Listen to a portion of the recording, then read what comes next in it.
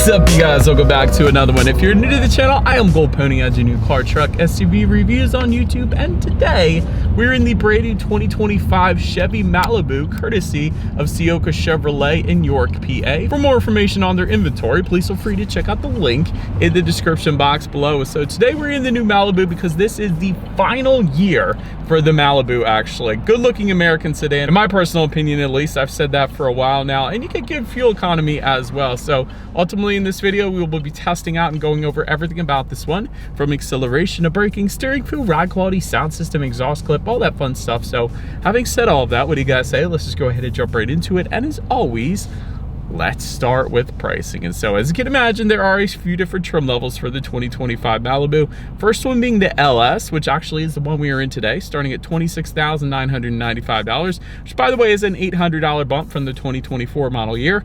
RS starting at $27,995, 1LT for $29,295, and lastly the 2LT starting at $32,695. But regardless of the trim level that you go with, the power plant on the Malibu is going to be the same. Powering the beast is a 1.5 liter turbocharged 4-cylinder, putting out 163 horsepower at 5,700 RPM, 184 pound-feet of torque, coming in at 2,500 RPM. That power being sent to the front wheels through a CVT. 0 to 60 time coming in at approximately 7.8 seconds, with MPG numbers coming in at 29 in the city, 36 on the highway, taking regular unleaded fuel. That's pretty impressive for the size of this sedan, I'll put it that way. So now I've got all of that out of the way, what do you guys say? Let's go ahead and find a straightaway.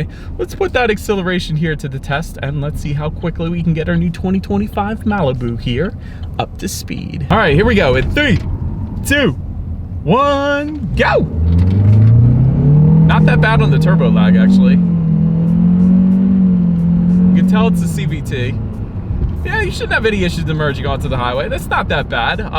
The engine gets relatively loud. I kind of like the engine sound though, but yeah, there's no issues there. I don't mind it. But anyways, to go along with that acceleration, as always, braking is equally important. And so as expected, 4-wheel ventilated disc brakes do come standard on the Malibu. 60 to 0 stopping distance comes in at 127 feet. That's a little bit on the higher side of things, but it should get the job done. As far as braking feel goes, 100% on the firmer side of things. I will say, regardless of that number, I love the braking feel on the Malibu.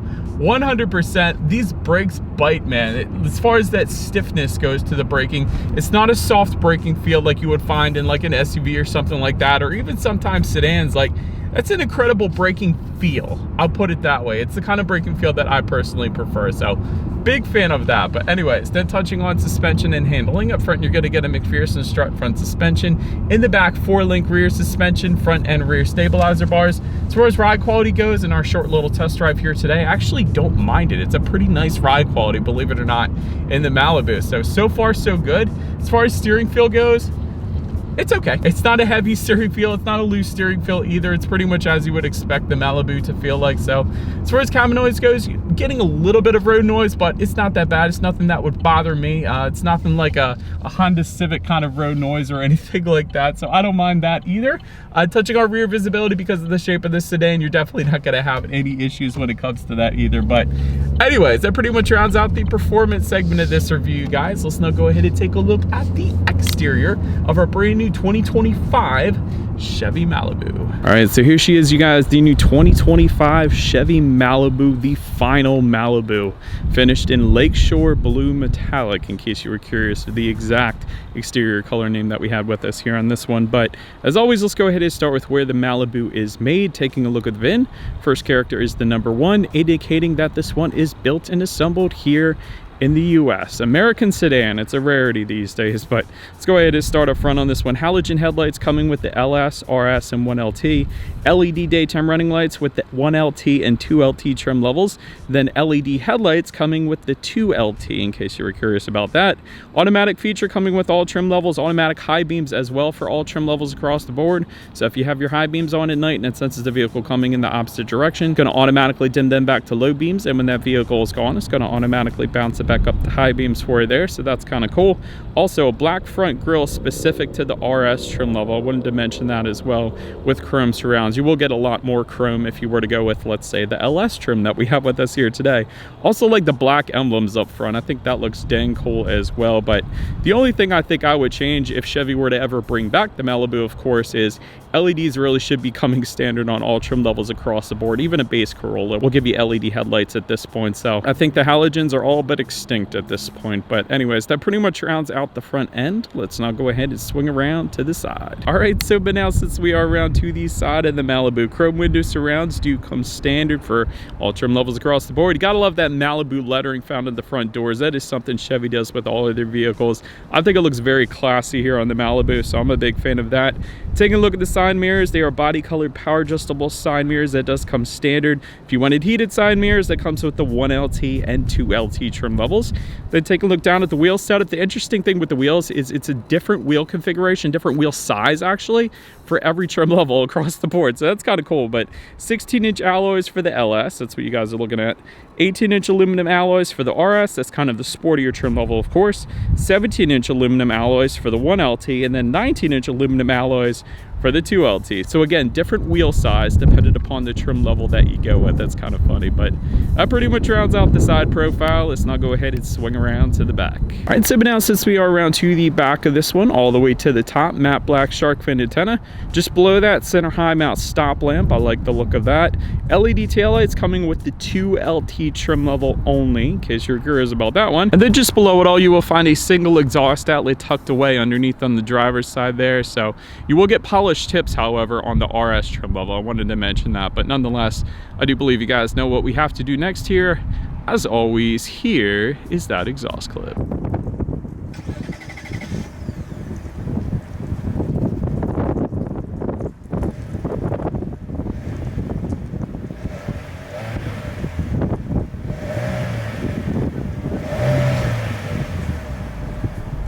Alright, so now since we are around to the back of the Malibu, when it comes to opening that rear trunk, there is a button on the key fob. There is also a button on the trunk itself then as well. But once opened up, cargo capacity actually comes in at a very impressive 15.7 cubic feet. And that's actually a good bit of space for a sedan. But if that was not enough space, there is a 60-40 split, meaning the rear seats do fold down for quite a bit of extra space then if you needed it. There are tie-down anchors back there. There's a little bit of cargo lighting. And then if you were to lift up underneath of that cargo floor, to my surprise, this one has a fix-a-flat. I remember last year's review had a spare tire, so I'm a little bit confused about that, but it is a fix-a-flat back there. But then making our way up to the rear legroom, that comes in at 38.1 inches. For reference, I'm even 6 feet tall. This is how much space I have back there.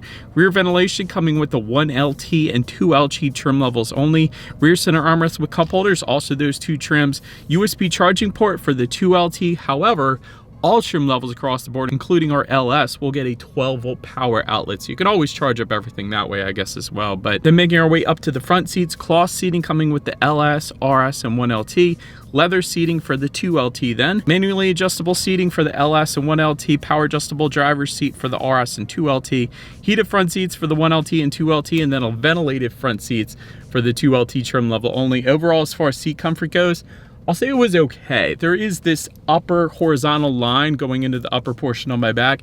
Not the most comfortable, but it's okay. It gets the job done. It's not horrible. It's just if they were vertical seams, it would be a heck of a lot more comfortable, but that's all I'm saying. Then taking a look at the steering wheel, it is tilt and telescoping. It is leather wrapped for the RS and 2LT trim levels. Then it will be heated for the 2LT trim level as well. But then making our way to the startup, let me start by showing you guys the key here. You got your Chevy logo, your Chevy bow tie logo on the one side. When you flip it over, lock, unlock, that button to pop the trunk there, and the circular button, that is a remote start. By the way, surprisingly, comes standard on all trim levels across the board. That's something that not all competitors do, so that's pretty cool. But overall, it is all keyless entry with the push button start for all trims as well. So all I'm going to do here is simply put my foot on the brake and press that engine start button located just by the driver's right knee. And so when it comes to the gauges, I actually kind of like the gauges here because they're not digital. It's an analog gauge cluster, but it's done right. Like if you're gonna do an analog gauge cluster, make it actually look decent. And this actually does look pretty decent in my opinion. You got your tachometer on your left, speedometer is on your right. There is a small digital display front and center to control what is on there. You got some steering wheel mounted controls on the right side of the steering wheel. So you can actually project a digital speedometer up there if you wanted to, if you scrolled around with that.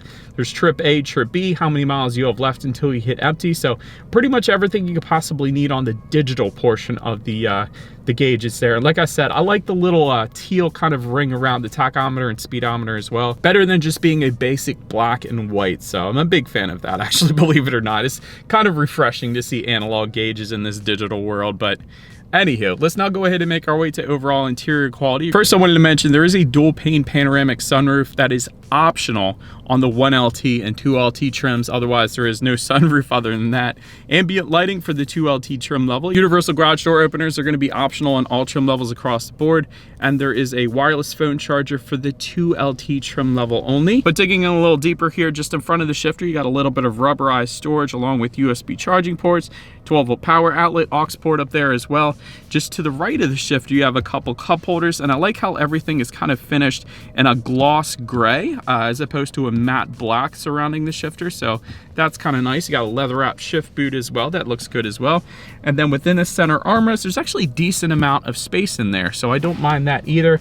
Also surrounding the power window buttons, you have that same gloss gray kind of finish, which again, I like because a lot of the competitors will leave that a matte black. So the glossy finish typically is more of a high-end finish, so I like that. But also, the actual material from the seats is brought onto the doors as well as just above the passenger side glove box and surrounding the climate control information here. So I kind of like that as well. It was kind of cool they carried that on. So overall, for our LS trim level that we have today, the bottom trim level, I gotta say, it's not bad. I mean, it's not the very best, of course, but it's not bad. It's better than I expected, and actually a little better than I expected for the money, that's for sure. So it's actually a reasonably priced vehicle here that we're driving today. This is just the LS, like I said. So for the money, this is actually pretty nice. I don't mind it. But anyways, let's now go ahead and take a look at the infotainment screen. It is an 8-inch color touchscreen display coming standard for all trims. Bluetooth and audio streaming, Android Auto, Apple CarPlay, which by the way is wireless for all trim levels. That's pretty cool. Factory navigation system is going to come with the 2LT trim level only. And of course, you got your radio information up there as well. So when it comes to the sound systems, there's two of them.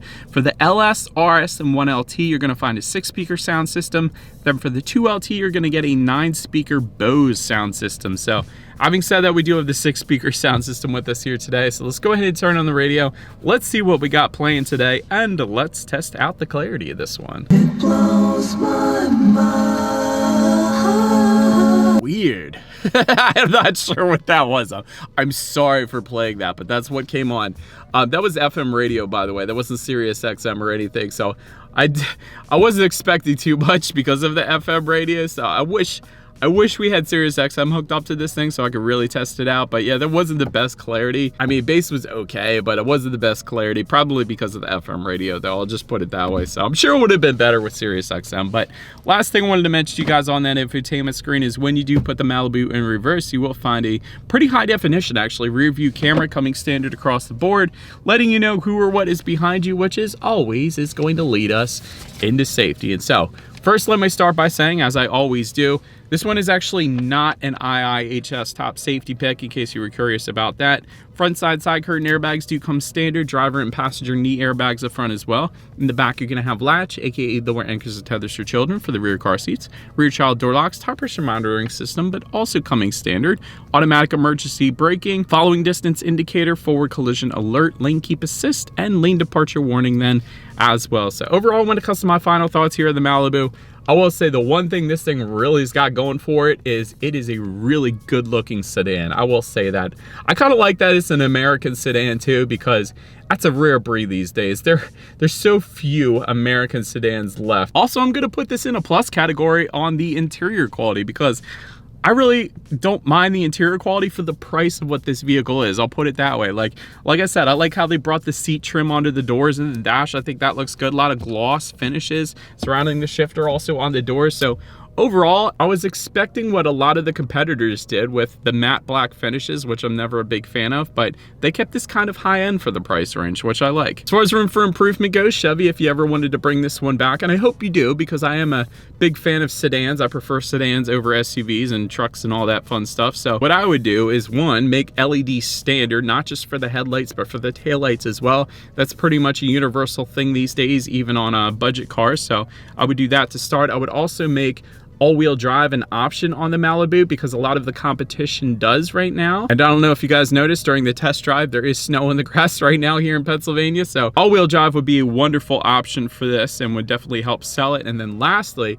what would really help sell the Malibu and really make it competitive in the sedan segment would be a hybrid powertrain. Just look at the Toyota Camry, for example. They don't even offer a naturally aspirated engine in their Camry anymore. It's just strictly a hybrid powertrain, which gives it like 40 miles per gallon. So that's absolutely insane for a sedan. And hybrids are typically pretty darn reliable as well. Typically more reliable, actually, than turbocharged engines like this one has. So that's the other thing I would do, because you got the Accord hybrid as well out there. And I think a Malibu hybrid with all-wheel drive and LEDs all the way around would definitely sell pretty darn good. So bring it back. With that, we'll go from there. Let me know what you guys think of the Malibu in the comments section below. That's about it for this one, you guys. Thank you so much for watching. Feel free to follow me on social media at the bottom of the screen if you wanted to see what's coming next on the channel before it gets to YouTube. Be sure to hit the subscribe and the bell notification button if you're into new car reviews. That is what we do here on this channel for 10 years now. This was my 1000th review. Why did I put that at the end? I don't know, but do appreciate you guys watching more than you know. And I will yet again see you in another video. Stay gold.